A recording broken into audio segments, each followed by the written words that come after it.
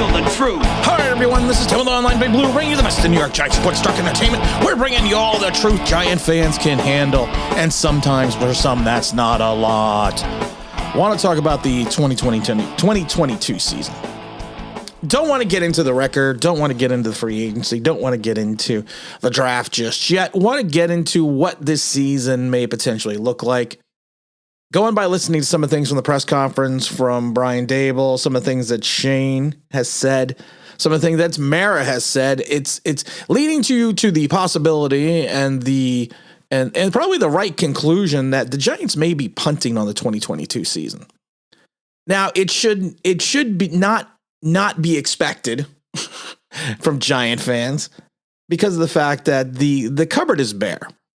If you go to the draft pick refrigerator, we have quite a number of draft picks stored away in the freezer. But if you go to the talent roster and you go to the talent cupboard, that cupboard is bare. Old Mother Hubbard had more stuff in her cupboard. But you got to look at some of the things that the Giants were saying, or the things that they're not saying. They're talking about the salary cap, of course. And, you know, it's the first thing that Shane talks about when he talks about the salary cap is how they had $50 million in dead cap space when he went to the Buffalo Bills in 2017.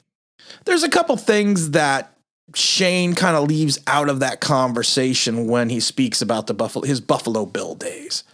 And that's the fact that the Buffalo Bills did not have a terrible roster. Did not have a dearth of talent that the Giants had. And it's not like that the Buffalo Bills came off a terrible season in 2017. And I think that's what some people forget. 2017, the Bills were 9-7. They lost in the wild card game. They had Tyrod Taylor as quarterback. Their leading rusher was LaShawn McCoy. And then they went into the 18, and 18 was a down year, but they went with Josh Allen. They had their quarterback. They had their quarterback of the future, and they still went 6-10. So they still won more games than the Giants have over the last couple seasons, except for the one Joe Judge 6-10 season. But it's not like they were this horrendous team that was devoid of talent, because after the 6-10, as the maturation of Josh Allen continues, they went 10-6, 13-3, and 11-6. So it's not like he was going to the Bills like back in the early 2000s, like in 2005, they were 5-11, then 7-9, 7-9, 7-9, 6-10, 4-12, 6-10, 6-10, 6-10, all the way up to 2013. So it's not like he has gone into a situation like this. And I think that's what we need to remember. While he speaks about how they had issues in Buffalo, they were never like this. And he said on Saturday he'll have to clear out about $40 million for bloated, mismanaged contracts and salaries and signings and things in his, in his first season here. And he told, and then he spoke and he said that when we first got to Buffalo, we had $55 million in dead cap money. We had to manage. We had a plan there, and we'll have one here. You may have to make some decisions that hurt, but I do not want to kick the can down the road with the cap. I want to get it fixed. And I like that. I like that philosophy. I've been saying about kicking the can down the road for how long now about salary cap? 2 years? Some of us have seen this coming well before a lot of other people. I have been talking about this salary cap situation for at least 18 months. And I have been discussing the 2022 salary cap where people told me, don't worry about it. We can fix it. And I love it because somehow all these people that tell me these things, I'm one of the few people that actually worked in the league. I'm one of the few people that sat in salary cap meetings, but for some reason, people that have no knowledge of how the process works was telling me I didn't know what I was talking about. I said it, hell or high water, we're going to have a come to Jesus moment, and we're going to reach a point where the salary cap is going to have to be addressed, and I kept telling people it was going to be in the 2022 season.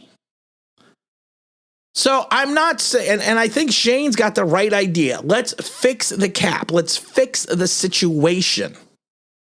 Let's not just keep kicking the can down the road. And every time we've renegotiated a contract, every time we moved bonus money, every time I said this, you can't keep paying contracts 2 years down the road for today. I'll gladly pay you Tuesday for a hamburger today. I've said that a million times because sooner or later, all that money is going to fall into one place, and it fell into 2022. I'm not expecting apologies. Please leave apologies in the comment section. But that's just football logic. And it makes you want to bash your head against the wall because you try to tell people this and like, well, you don't know what you're talking about. No, that's just math. People always go to me, why is your cap number always almost right and compared to these websites? You want to know why? Because I know math. I can add. I have a calculator. I can subtract. I can do these things. The same with what Joe Shane is going to do. That he is going to disregard, and like I said, getting rid of some of these contracts is going to be paramount, and it's going to be a Herculean task. And that's what we're going to have to look at. And tough decisions are going to be made, and we may devoid ourselves of some immediate talent to try to get future talent. And I think that's what DeShane is looking at.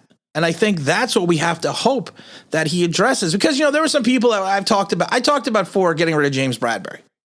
And people thought I was nuts. And I said it before. And I said this before the season ended. There's certain cap numbers we're probably going to have to move. There's certain things we're probably going to have to get rid of. And I think James Bradberry is going to be one of them. Because your biggest issue right off the bat is you have 5 guys, Blake Martinez, Adoree Jackson, Kenny Galladay, James Bradberry, and Leonard Williams, who account for, let's see here, that's 23, 33, 40, 46% of your cap. That's way too much. That's way too much.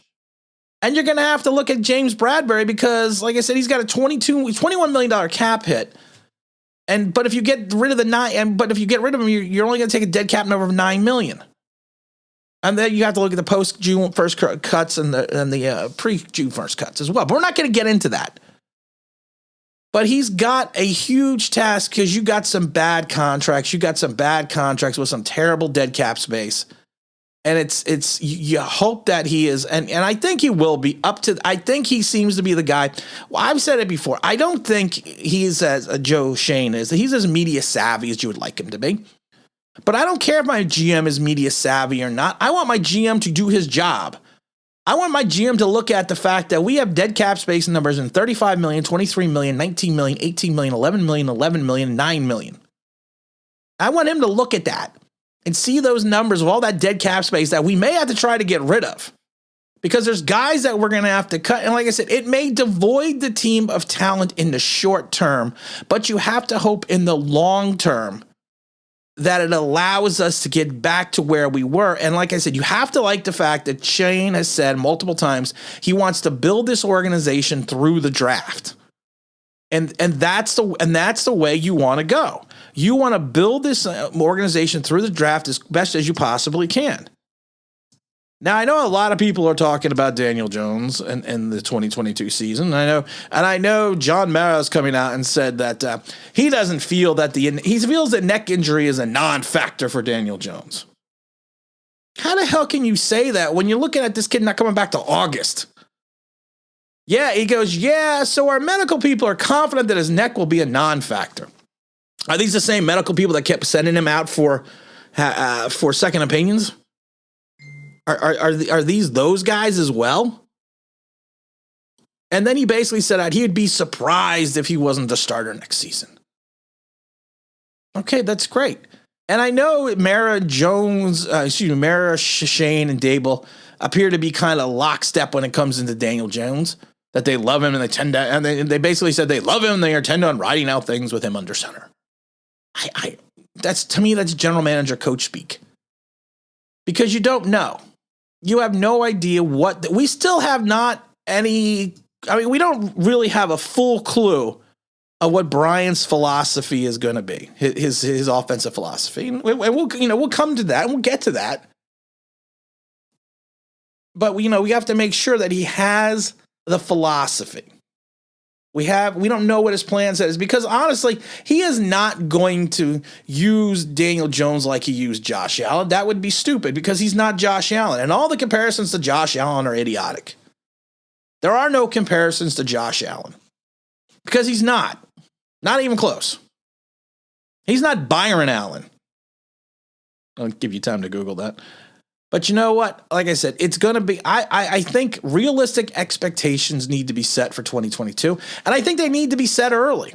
And I think Dable did a great job of doing that yesterday by basically saying, hey, listen, you can't put, you're not going to put me in a spot where I'm going to have to answer a question about what my record's going to be when I haven't even hired a staff, when I haven't even looked at the roster, when I haven't even done anything.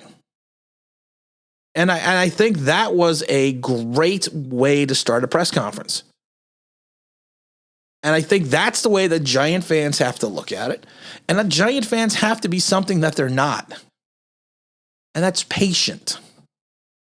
And I shouldn't say all Giant fans, but a lot of Giant fans need to be patient.